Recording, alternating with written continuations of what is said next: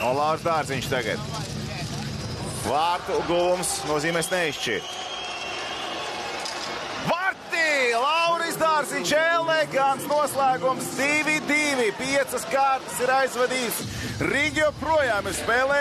Joprojām ir spēlē un joprojām ir ļoti liels iespējams izcīnīt uzvaru šajā spēlē. Nu ko, Paršiņš, Lauris, Paršiņš. Ej, un tagad saprot, kura sūtīja, kurš ir karstāks.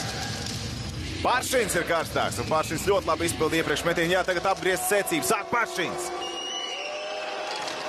Otro reizi pārspēc Samono neizdodas, un tagad viss ir Gaļimov rokās un kājās.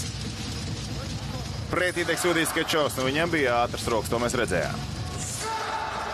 Nu, šeit arī Paršiņš mēģināja zem kājas sargu palaist.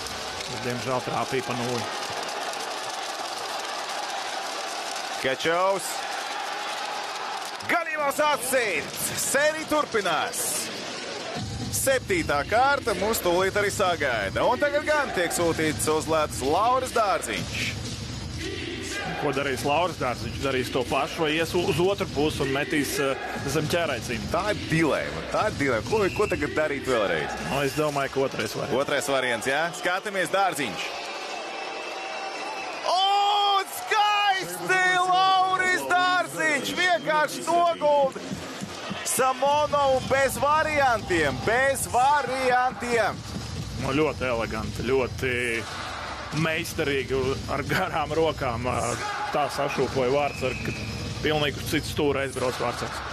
Nu tagad Kuzmenko pret Gaļimovu. Meties garām, tas ir arī viss, dāmas un kungi, Rīgas Dinamo. Komanda, kas atrodas pēdējā vietā kontinentālajā hokeja līgā, apspēlē divkārtējos Gagarina kausa ieguvējus Sanktpēterburgas SKA, kas šogad kā ierasts arī viena no spēcīgākajām komandām kontinentālajā hokeja līgā un izdara to bullīšu sērijā ar skaistu uzvaras bullīti, kur izpildīja Lauris Dārziņš, bet ko vārtos arī darīja Gaļimovs. Fantastiski.